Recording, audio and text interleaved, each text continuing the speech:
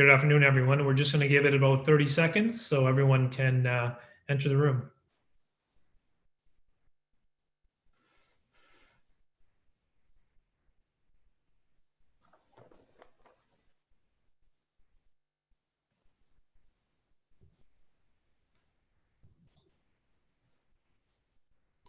Welcome, everyone. Thank you for joining the discussion. My name is Sajjan. I'm a Harvard Fellow, and I will be host this evening. Before we begin, the Ash Center would like to acknowledge the land on which Harvard sits as the territorial of Massachusetts people. It is the place which has long served as a site of meeting and exchange among nations. This conversation is a part of a year-long virtual discussion series, Crisis Leadership in the Pandemic, Lessons Learned in the Fight Against COVID-19. It is sponsored by the Crisis Leadership Group and the Ash Center. We will dedicate the last 20 minutes of our time together to respond to your questions. We encourage you to submit questions at any time throughout the presentation using the Q&A box at the bottom of the screen. Please try to submit your questions via the Q&A function in lieu of the chat. This event is being recorded and can be found on the Ash Center website and YouTube channel after the event has concluded. It is my pleasure to introduce the moderator for this evening, and of course, our guest, the Honorable Harjit Sajjan, the Minister of National Defence for Canada. He has served as the former Lieutenant Colonel with the British Columbia Regiment. He participated in 4 operational deployments. Minister Sajjan was also an active detective with the Vancouver Police Department for 11 years. It is also my pleasure to introduce the moderator for this evening, Professor Kayyem. She is currently the Senior Belfer Lecturer in International Security, Faculty Chair of Homeland Security Project and the Global Health Projects. Juliette, over to you. Thank you, Sajjan. It is so wonderful to see you. Sajjan was my course assistant during the semester when we all went inside. I was teaching crisis management, and I remember the first time we were planning the class, the first time it met was in late January of 2020. And we were sort of like, well, should we put a slide up about this thing that we're hearing about in China? Maybe we should talk a little bit about this pandemic. And then, of course, 5 weeks later, as all the metrics change from it being a small thing in China to something that brought us all home, Sajjan was amazing in preparing the class and getting us online. So it's just great to see you. Minister, it is wonderful to see you. Thank you for joining us. I was saying to the minister, he was our last invitee in 2020, was scheduled to come down in March. And of course that got canceled as well. And his career focus, or his focus as is everyone's, has changed over the year. And that's why we're here. And I want to thank everyone for coming on board. This is a great crowd.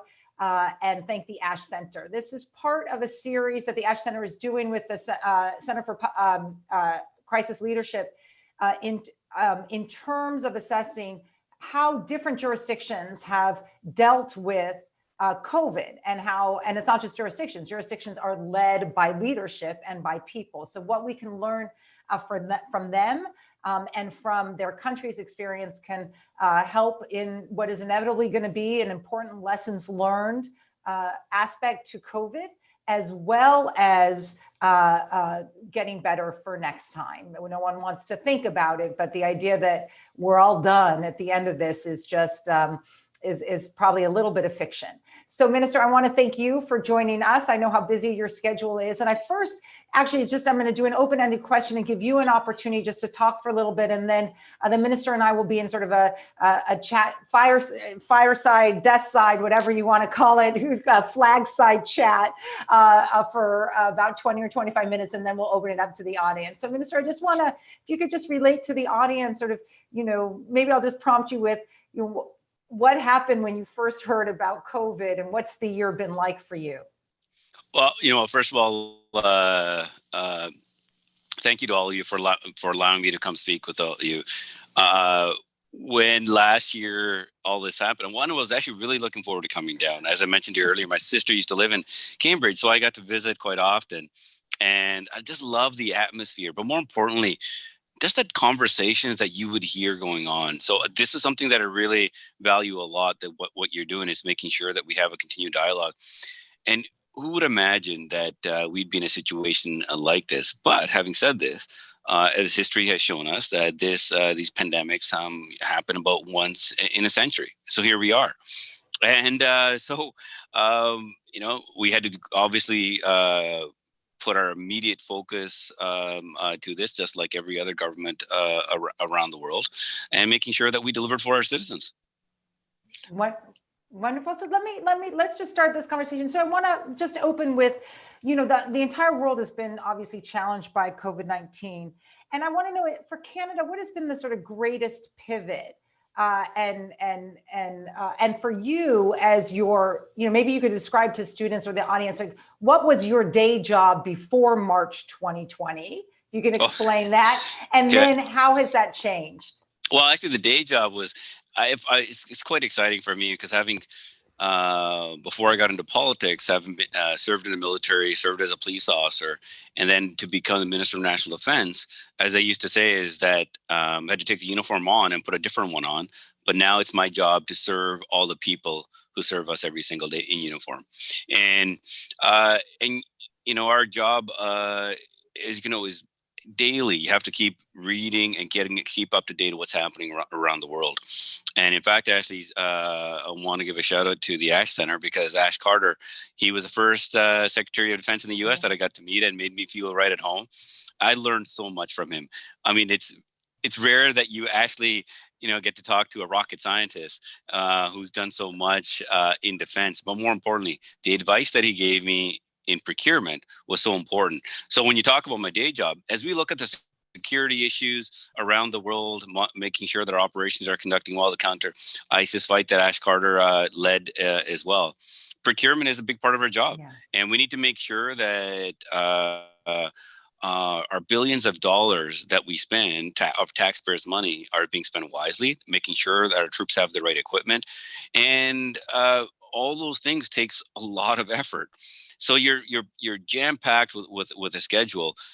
And we also had a significant focus on making sure that we looked after our people. That was a number one priority for us in our defense policy. And so that's what we'd be focused on. And then obviously, you're monitoring things. You always have to make sure that the military is ready to respond to anything. And to be honest, when this pandemic hit, immediately it gave us a lot of assurance to us here in Canada, because we had done a very thorough defense policy review that actually looked at what type of things that the military would respond to. And we needed to make sure we were multifaceted, from all the way from high intensive warfare to responding in Canada. We put a lot of focus in for Canada as well. We looked at pandemic, but we never thought that it would happen. So the thing was, yes, we looked at it, but the likelihood.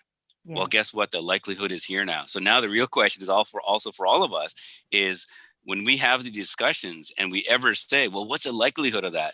We always have to now make sure that we are ready. So it allowed us to really make sure that, okay, did we do proper analysis for our defense policy? And now we can say that we did, because our military responded extremely well in support of the wider government effort to support this pandemic. So can you describe that? Because I mean, obviously the U.S. has different rules of engagement for the military. I tell my students in Homeland Security that, the security part is relatively easy. It's the homeland part that's complicated. Can you describe to us sort of, what are the rules of engagement for the military, and how are they presently or over the course of the year? How are they being used? And then I want to add one thing. And then how do you work with disadvantaged communities, communities of color, indigenous communities, a lot of the issues that you have here that we have here in the United States? No, it's a really good point. So when you look at the focus that we gave the Canadian Armed Forces, first of all, we have a system in place on how the military is called up. It is, as a Minister of National Defense, I actually don't have authority to conduct operations inside Canada unless I'm requested by either, usually it's the Minister of Public Safety, so your equivalent of Homeland Security, or through other ministers like Indigenous Services, to making sure that we support the Indigenous communities. There's a few other mechanisms, but what that does is gives me the ability then to provide the appropriate support. So we've been, regrettably, because due to climate change, have been extremely active in the last 5 years for responding to floods, forest fires, and other type of hurricanes. But when it came to this pandemic, we felt prepared. So what we did was when the pandemic, we knew that this was going to full-blown pandemic around the world. We were monitoring very closely what was happening around the world. I'm also on a COVID committee was struck up by the Prime Minister, which I am a part of, and we immediately got to work every single day. Once the lockdown occurred, I flew to Ottawa and I stayed there pretty much in 5 months, and we were working on this. So how we worked our response, and I'll talk about the military in a second. The system that we have in Canada, when our healthcare system really has paid off because of our healthcare system that our provinces are responsible for, because they do this every single year. For example, administering flu shots, making sure that they look at issues that are popping up in each provinces. They're connected to the our Ministry of Health at the federal level. So we had a system to work with. So our Minister of Health had that direct connectivity. So we were able to leverage that and immediately assess what was happening in the provinces across the country, because, as you stated, the country is very unique. We had to look at things by geography. We had to look at by our remote communities up in the north, because when you look at Canada, a lot of the pictures that you see is just at the bottom south, right along the U.S. border. Right. But as Canada goes way further, you have to travel just as far north as you do east-west. And I had the privilege to go up there, and so we had to make sure that we were able to respond. So what we did from the military side, we looked at how the pandemic was going and as a wave across the world. So I was on the phone with my counterparts in Italy, in Spain, learning from them, and then we were able to put our military response together. So what we did was we put 24,000 of our military personnel on standby. But it was not the number, but it's the capabilities, as you know, for everything from the Air Force, Navy, in the Army, the capability. So we looked at is how could we respond to the various communities. We had to look at the coastal communities as well. We had to look at the logistics. So the three priorities I gave the military in terms of our response is how do we help the civilian authorities prevent the spread of the disease? Number one priority. The second priority is to making sure that we're able to support vulnerable communities. And the third one was making sure that we provide logistical supports anywhere it's needed in the country. And so within those priorities, we were able to build this plan. Plus, we had to be very mindful. We're prepping for things we didn't know what we might be involved with. Plus, we also had to be ready for any floods and fire season. Fortunately, last year, we didn't, but otherwise we would have to figure out how we're going to get involved in a pandemic situation. One thing we also did in the military is we put lockdowns for the military very early on, before the provinces did. And what that did was to kept our military healthy for when the time was needed for them to respond. And it worked extremely well. So the time that we needed to respond, so first we were helping out with bringing Canadians back from around the world, like every other nation was doing for their citizens. And actually Canada and US worked very closely, by the way, together on this. And the other portion was, what we didn't expect was the pandemic had hit long-term care facilities quite hard in our country. So the systems in the provinces overburdened, and the request was made, even though the military was not set up to respond into long-term care facilities. Just like a good military is always structured, is able to figure it out. Our people and our medical system did phenomenal work, put our right team together in Ontario and Quebec, went in, helped stabilize long-term care facilities, and kept moving from one to the other. And what that allows us to put confidence in the system. But then from there, what we did is we put a system together all across the country, ready to respond to other priorities. So just to fast forward a bit, just most recently, we've been responding to a lot of the Indigenous remote communities. In fact, just yesterday authorized another one.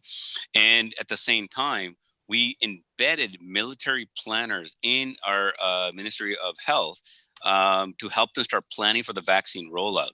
So instead of us just holding on to them, we put the planners in. And what we've been able to do now, we have a good plan in place where, in terms of the vaccine rollout, we just didn't create a plan. All the provinces came together, and with all the right agencies, including the companies who are making the vaccines, and we were conduct tabletop exercises before the vaccines were even approved. What that allowed us to do is figure out where those gaps are, and then we put the militaries in those places, and we continue to do so to this day. And so right now we have to be extremely agile. Yeah. So that's how we've been responding. But fortunately, I didn't want to make this strictly about the military, because we have a phenomenal healthcare system here. And I just want to be able to say is that if our healthcare workers across the country, just phenomenal work in making sure that kept people safe. And I have to give also a lot of credit to Canadians themselves, who really kept the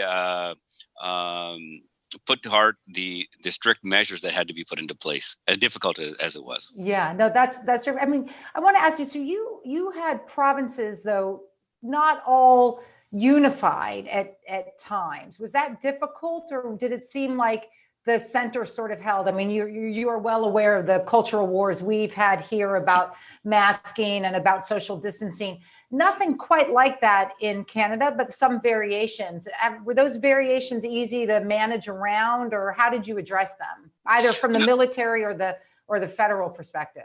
No, I mean, for the military side, it was actually very easy. And because we've worked with provinces in other emergency situations, whether floods or fires, we're able to integrate. But obviously you're going to get challenges because, I mean, both of our countries are quite large, and the healthcare is the sole responsibilities of individual provinces. And they have their own unique way, and they know their citizens. Yeah. So we had to make sure that we worked with them. So I wouldn't even call them challenges. It was that each province were going to have their various challenges. Some did well in some areas, and some couldn't in others. But that was just the reality of this pandemic. You don't know how it's going to spread. But we were able to work through those, and the programs that we as a government authorized very quickly. And so as we talk about the response for the pandemic, equally it was important for us to making sure that Canadians had food in the fridge, and the vulnerable Canadians who were thinking about, are they going to have a paycheck if all of a sudden they're not allowed to go to work if there's a lockdown? So we looked at, that was the number one priority for us, to put the programs in place and put a system in place that can get the money to them very quickly into their bank accounts. Because you can announce a perfect policy, but if it takes 2 months to enact, it really doesn't matter, because the poor Canadians are not going to be able to help themselves. So that's one of the things we did. The other portion was businesses. We wanted to make sure that we helped out the businesses and to keep them afloat, because we also knew, we're looking far ahead, that for the economy, having the businesses go under was going to be detrimental for us for kickstarting the economy. So a government coming in to provide that support was very important, rather than, let's put it this way, citizens taking on debt where sometimes you'll have to use credit cards at 20% interest.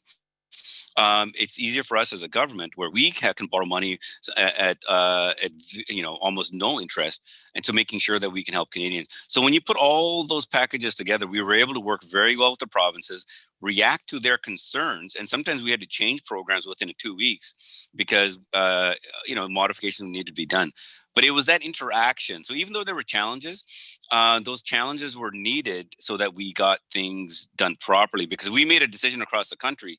We needed to make sure that we were able to support the uniqueness of each province's concerns. Yeah. So when you fast forwarding just a little bit, and then I'm going to go back to U.S., Canada, but just fast.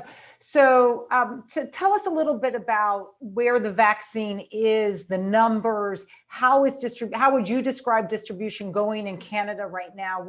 We had some rough starts, but I think everyone, I think we hit our first over 2 million shots over the weekend a day, which is twice as much as the new Biden White House had wanted. So just your honest thoughts about what's been rough in terms of this distribution, and what the supply looks like for Canada, because we're all somewhat in competition as well. We are, and to be honest, I think this is one of the challenges that every nation has found, is that every nation is in competition, and we saw this with the PPE issue early on. And so we now, using that as an example, every nation has to look after their citizens. But we also know, and the Prime Minister has said this many times, none of us can be healthy unless the entire world is healthy. Yeah. So we have to do our part. And so we've been very fortunate. We do have enough contracts in place that will look after Canadians, but it's now the distribution plan by the companies is that what we're working with. We have a very good system in place that the provinces will make sure that the delivery is done. Military has supported moving cold storage facilities into other parts of the province to be prepped. So we are in a good position there. So now it's just making sure that the rollout continues aggressively so we can meet our targets. And based on our analysis, that we should have anybody who wants a vaccination will have it done by September. So you're thinking herd immunity. What does your vaccine hesitancy look like in terms of polling? I mean, in terms of your planning, is that 80%, 70% in terms of Canadians feeling like, things are more normal than not? Although we'll start to feel more normal relatively soon, I think, for both countries. I'll be honest with you, I mean, this is a tough one because we don't have the exact numbers on this. But I've been extremely proud of Canadians. Yeah. Everywhere we go, people are taking their restrictions very seriously. Here in British Columbia, which I've been spending a little bit more time here locally, is people wear their masks. If they're alone outside, they don't obviously have their mask on. But if they're getting close, people will put their mask on. If you go inside, everybody has a mask on. More importantly, actually, before the province even put restrictions in, companies were already doing that. So those are those measures that have really helped. So the awareness came out about when it comes to vaccine. And obviously there was a lot of questions, but we haven't seen a negativity towards the vaccine. There obviously people are going to have concerns as well. It's been more about when do I get it? And what we said is, well, the government shouldn't make decisions on this. This is where the health experts need to decide. And each province has been making their own decisions based on what their needs are. Because in some areas where the long-term care facilities were a much more significant issues, in some areas we need to make sure that remote Indigenous areas get the support. So I would say that we don't see that hesitancy. But we're confident, like by September, that we will have all Canadians vaccinated who want it. And this, I mean, obviously, as this is just starting out, there are going to be challenges with distribution because we're also reliant on the companies as well for the distribution. But we have at least a good plan in place to get the distribution done. Okay, great. No, so I want to go back to, because you knew I wouldn't let this pass, but I want to go back to some of the challenges between the US and Canada in terms of COVID response, both in terms of competition of PPE, the previous president, the former president, President Trump, and some of the, I would say, less than, neighborly interactions between the countries in terms of competition and PPE.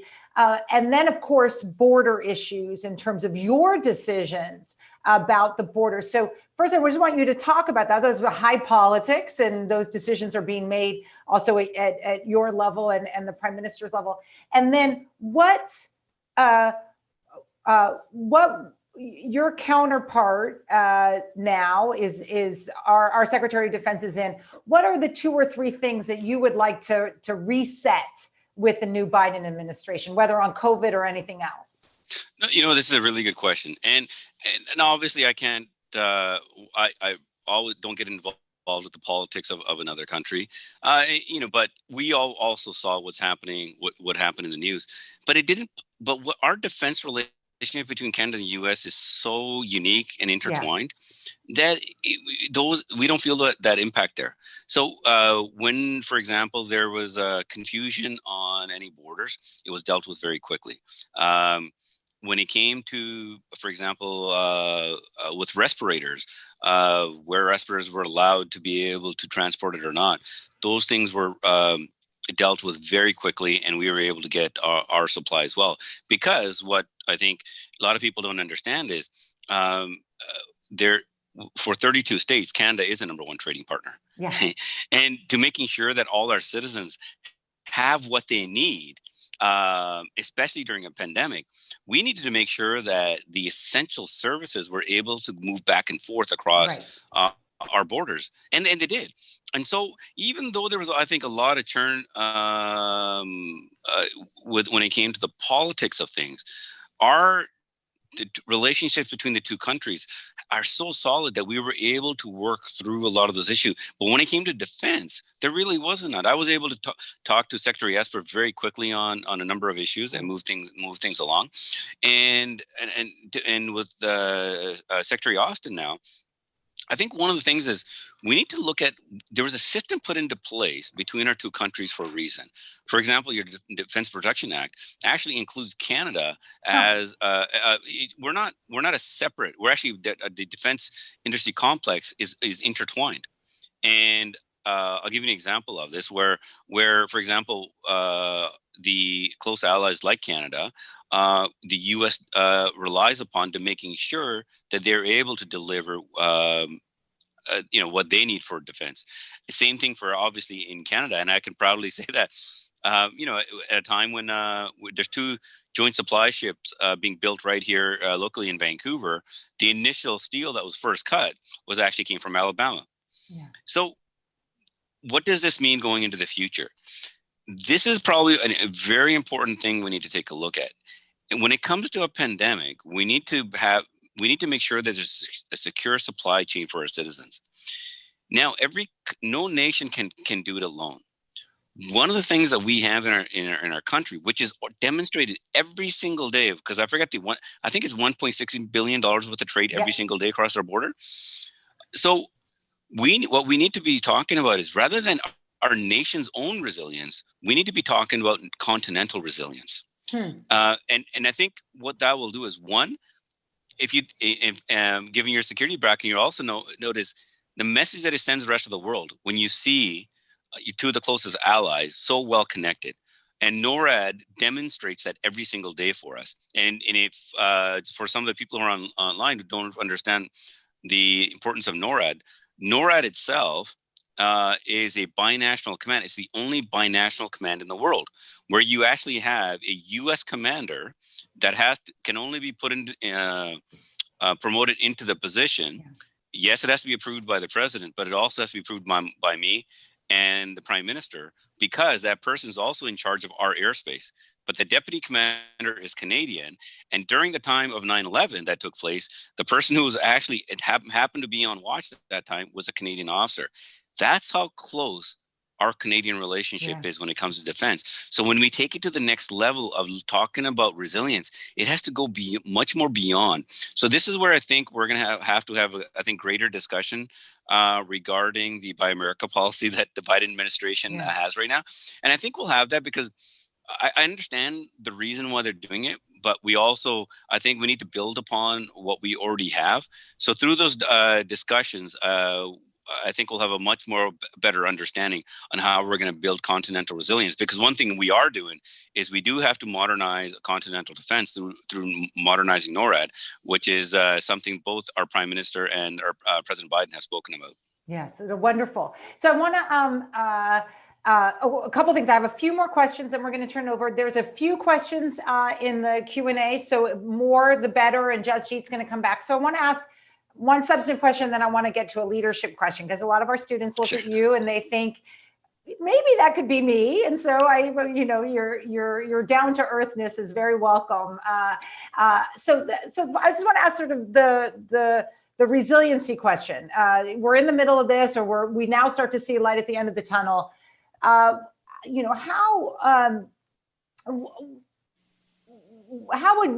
is Canada, I'll put it this way so you don't have to say what went wrong, building resiliency into the future based on the current experiences? So either something didn't work and you think, gosh, we got to make that work better next time, or weaknesses that you notice. So it's sort of, a quick lessons learned. What are the one or two things that you see now that could do better?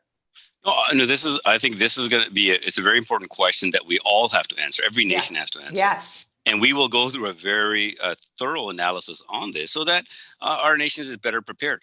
Fortunately, I think what you were also part of was the original SARS incident. Yes. We had that in Canada, so we were able to build on that, right?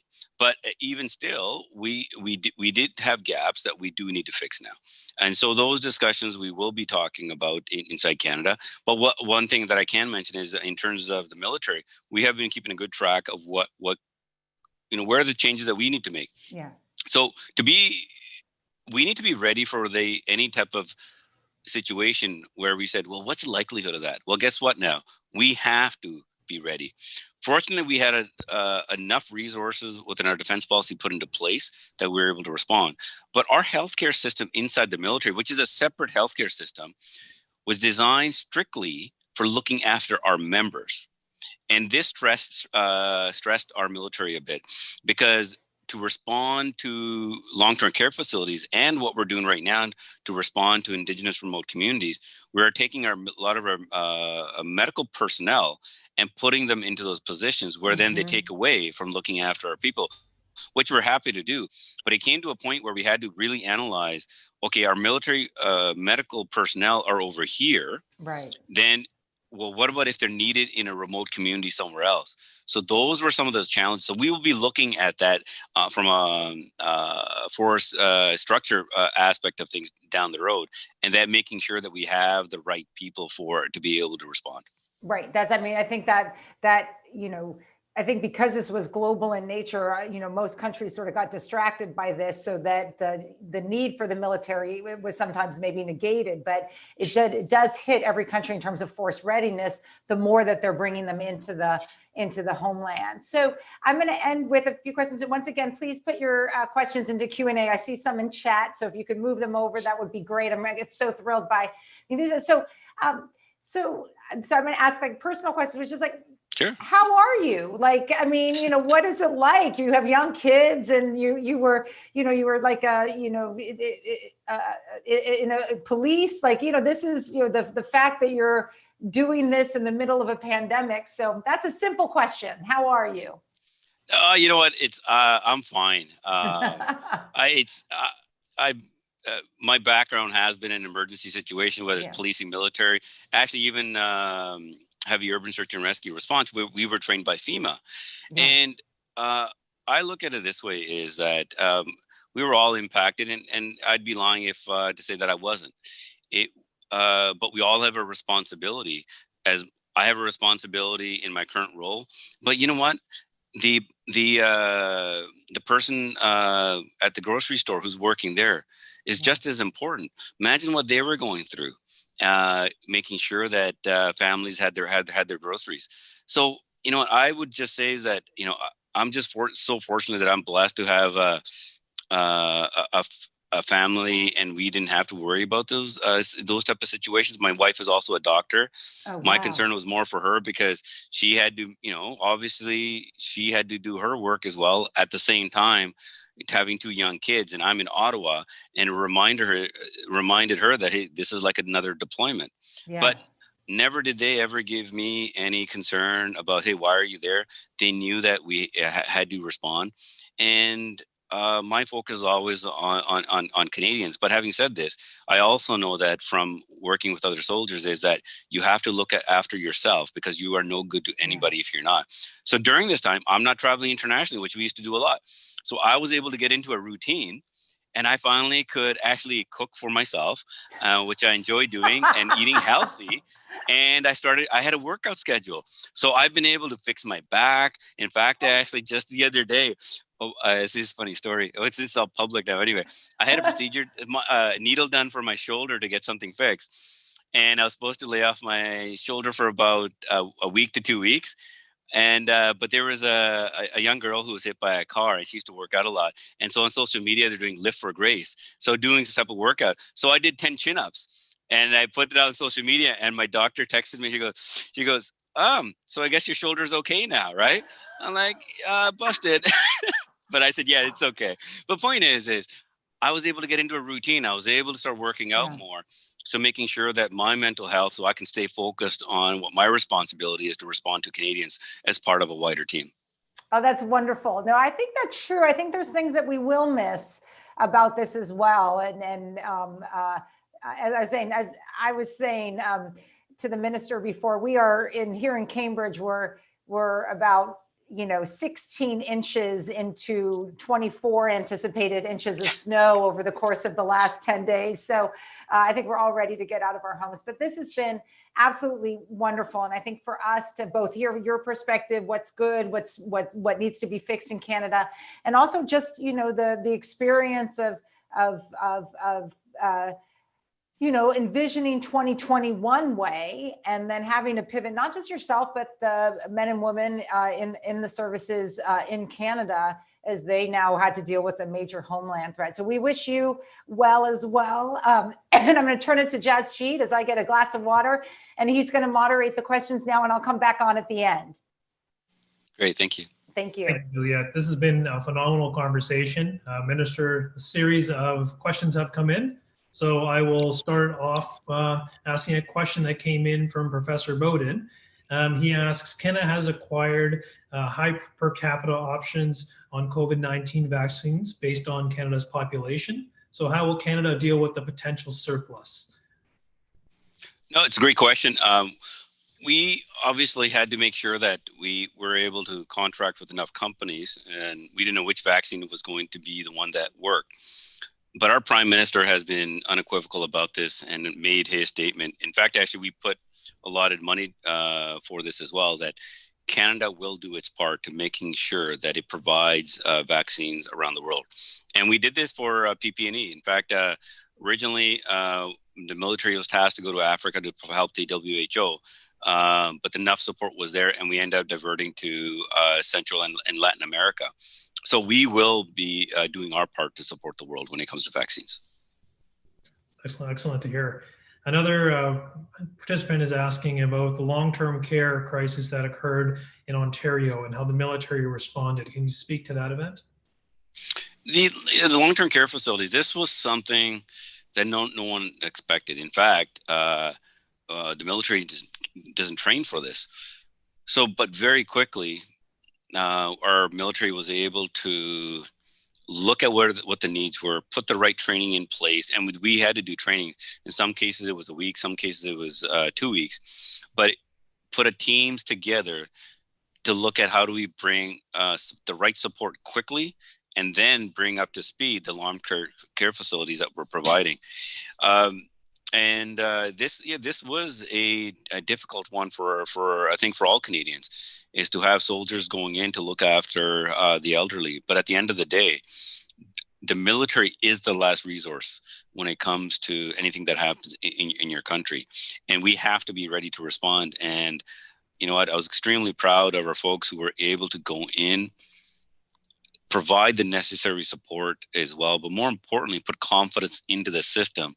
Then the Red Cross was able to come in and not just take over our responsibilities, but they were able to then provide greater support to the provinces as well. Thank you, Minister. Another respondent asks, how were emotions and mental health accounted for during the response planning for COVID-19? A really good question, because people don't realize the impact that it has on military. So if you look at the response, you're asking soldiers to go into harm's way. And, you can easily just say, well, that's what they're trained to do.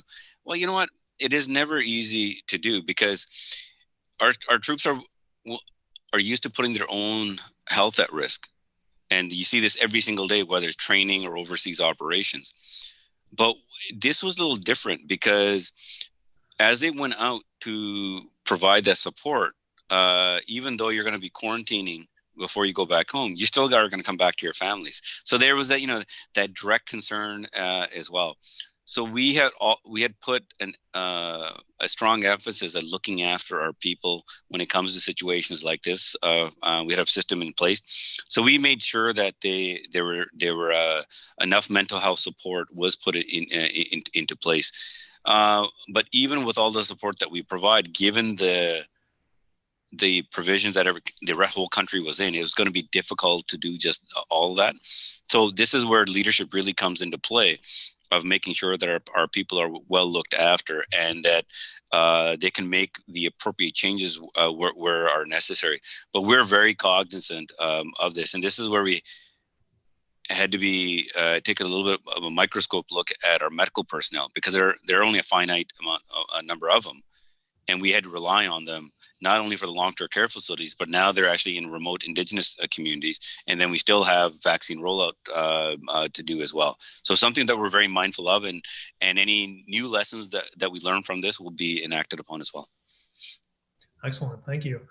In regards to travel restrictions, staying at home has been a critical part of the COVID-19 response. Can you speak to the travel restrictions that Canada has imposed um, on Canadians, both interprovincial travel and broader travel?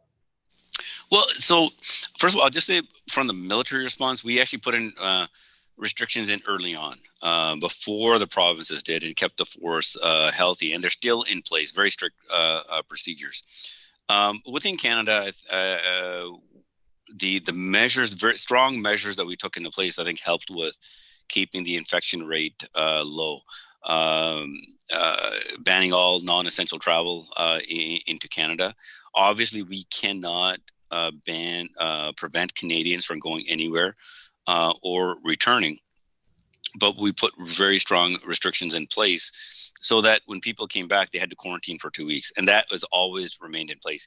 And we've just increased that to even that where you have to have a test 72 hours before you get on a plane as well. And there'll be additional measures that'll be put into place. Then the provinces themselves have put additional measures.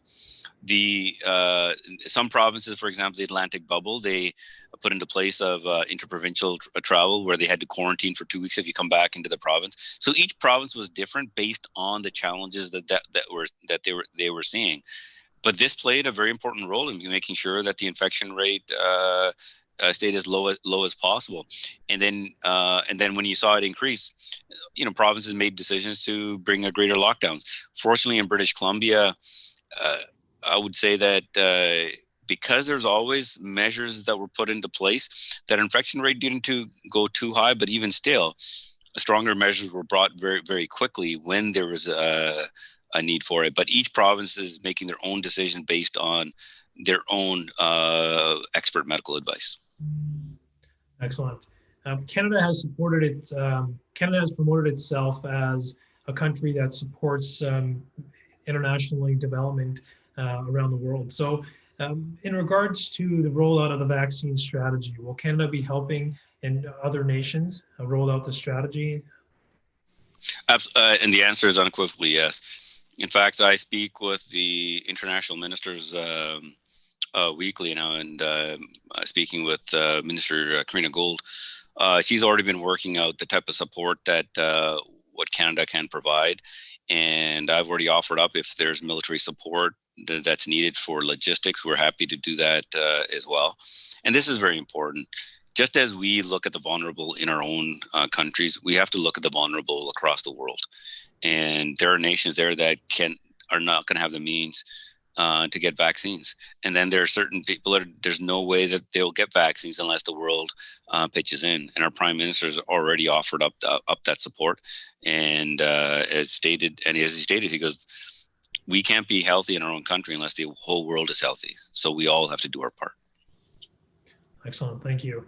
We have a correspondent who's asking, in regards to the country's diversity and inclusion strategy and how your government looks at utilizing it for economic recovery. Yes. First of all, I think it's important to note that this pandemic has impacted different portions of the populations more adversely. We know that women have been impacted more on this, and we need to be mindful of that. So we need to look at, when it comes to economic recovery, how we do this. So we want to make sure that the communities that have been hit get the right support so that they can benefit more. We also have a great opportunity to take a look at the investments that we're going to have to make to stimulate the economy. That it's done in a way that everybody gets to benefit, that people don't get left behind. And so, it's easy to say diversity. We're going to have to dig far deeper into that and looking at who's actually impacted. We got to make sure that our remote Indigenous community gets the benefits as well. As I stated, it's women, unfortunately, always get impacted far more significantly in times like this. And it's important for us to constantly remind the public about that so that the topic stays at top of mind. And I can assure you that our government will be putting the support to the right areas where it's needed. Excellent. Thank you. When did you consider COVID-19 as a national security issue, or did you consider it as a national security issue? And how did the actual pandemic did that affect other areas of response or other areas of security in the country? Well, I think for the majority of the world, as we were early on seeing the news, for our government, it was in January when we realized we had to look at this more seriously, and where the Prime Minister convened the incident response group on this. And then after that, it was very closely monitored by our Minister of Health. And then COVID committee was struck, and then it was a daily working on from there. So fortunately for us, the SARS lessons allowed us to have a system in place. And because of the health system that we have, is that the information was able to flow to the right people to start detecting that there was concerns. And then from that, it was the experts looking at the data daily and looking at where things were going. And then decisions had to be made, and things had to be adjusted very quickly based on what was being learned and deciphered by the experts. And that's what you have seen all along, is for at least for us, what we have been doing is from our committee all the way up to the Prime Ministers for final approval, is making sure that the experts are there to provide the appropriate advice. We then put the programs together, get the approval done, and and then allow our public service to start executing very quickly. And our public service members have just responded just beautifully for this. It's lightning speed compared to how normally a government would function. Excellent. Can you speak to the Canada-US relationship in regards to COVID-19 response? In future pandemics, is there anything that greater communication needs to occur, or any improvements that need to occur in the future? Well, I'd answer this way. I think we have to look at our communications around the world on how this is done. In any pandemic, we would be doing that. I think there a lot was already happening. There's systems in place within our health experts to allow for this. But when it comes to Canada-US, I think there's a great opportunity for us to take a look at how we can be stronger if something like this were to ever occur. Now, just imagine if we were able to have a strong North American bubble where the infection rate was low enough that we can go do things, even cross-border, with keeping the infection rate low and having supply chain resiliency to support as we kind of get through something. Imagine what that would have been like. And so I think this is an area that we do need to discuss further. And this is where I think we have, obviously each nation has to look at its own needs, but Canada-US is in a very unique position because we have such already treaties and policies in place that have demonstrated unity. So this is an area I think we can be very strong in looking at how do we achieve continental resilience for ourselves, and it's not just this is not about looking at ourselves. If we're strong, it allows us to support others more and much more easily. Yeah, I mean, this is, if I can interrupt here, this is not novel in the world of domestic preparedness or response. You think of fire planning and firefighting assistance. There is a notion of a continental North American project when it comes to everything from environmental issues and disasters and disaster management. But you're exactly right. It was sort of like, because the pandemic, I mean, for a variety of reasons, the politics of each country, because Mexico also had its politics, has its politics as well, that unified vision of a North American response, which we often do think of in water, environmental, fire, all that stuff, it just wasn't nurtured. And then everyone went their own way. And I think you're right, and think of the purchasing power of that as well. Yeah, and you bring up a good point. For example, when I was on the heavy urban search and rescue team here in Vancouver, trained to respond to earthquakes and events like 9/11, we were trained by FEMA, the team from FEMA. But if an earthquake happened in Vancouver, we weren't going to respond because we had our own jobs to deal with. The team from Seattle was going to respond to us, and vice versa. So those are those things I think we need to take a look at, how we're able to look after one another. And I would say that our citizens would be far better off when it comes to the quality of life through any type of emergency as well. Yeah, I think that's true. Sorry to interrupt, but I just, you know, it is. No, that was a really good point. It's been practice, and then we all sort of went our own way, or we did. Sorry. Right, Minister, did you want to touch on what's the next few months look like for Canada in terms of vaccine rollout? The Prime Minister has said, and you've currently said as well, that September is the goal for all Canadian citizens to get the vaccine if they hope. So what's the next step? After September, what is Canada's plan look like? So first of all, the immediate plan always is to keep the infection rate low. And some provinces had to go into lockdown, and some are just starting to come out of it now. And equal priority is making sure that the vaccine rollout continues as efficiently as possible. And the work that's already been done, I'm very proud of the collaboration that has taken place. So that's immediate. But while we do this, any good government should be looking at the future. And so just like we were talking about vaccines, when we were just talking about, okay, what does this pandemic mean early on and how we're getting PPE, we knew that the vaccine was the only way out. And investments were being put into antivirals early on and looking at how we're going to look at where the vaccine would come from.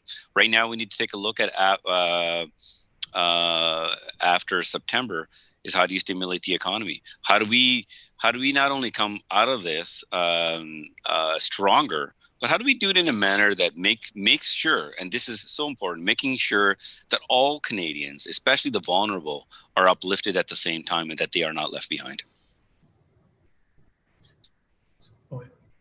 Just going over to the questions here. Yeah, there's a lot. Yeah. I'm okay with it. Good. In terms of how would you handle this crisis differently? Yeah. This question has been asked. I'm going to press you a little bit more on this. In terms of in the future, how would you handle a crisis? God forbid something like this happens again, but we do need to learn from it. So what happens if numbers go back up after September, everyone's vaccinated, we enter into 2022, I don't want to think about it in this way, but if numbers were to spike again or something else were to arise, how would the government react differently? No, I think it's not that it's difficult to say in terms of how do we react differently. Obviously, there are a lot of lessons, and we need to be able to identify each issue. What does it mean? And then act on it sooner.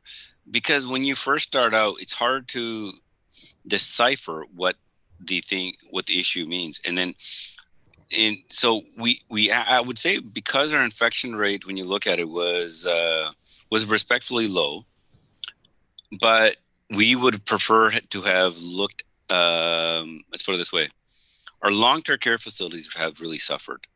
And we lost a lot of the elderly. 80% have been in long-term care facilities. Is how could we have managed that a little bit better? How could it, working closely with the provinces? From me in the military side, as I stated, is the number one lesson that I've seen out of this is that we need more medical personnel in the military surplus, so that if we're ever needed to respond, we can provide greater support wherever it's needed for the duration without having to impact the Canadian Armed Forces' own health. Thank you. Well, that's all the questions I have for today. It was a pleasure to share the stage with you here. I'm going to pass it back over to Professor Kayyem. Minister, I want to thank you. First of all, I want to thank, I should specifically thank the team that we're seeing here from the ASH Center, Melissa, Julianne, Sarah, and David Giles, who also runs the program on crisis leadership, which is part of the ASH Center. just thank you all for sticking with us as we organize this. And for the opportunity to provide to the over 100 who stayed with us, which is also a metric of how good this was. They don't only show up, they stick around.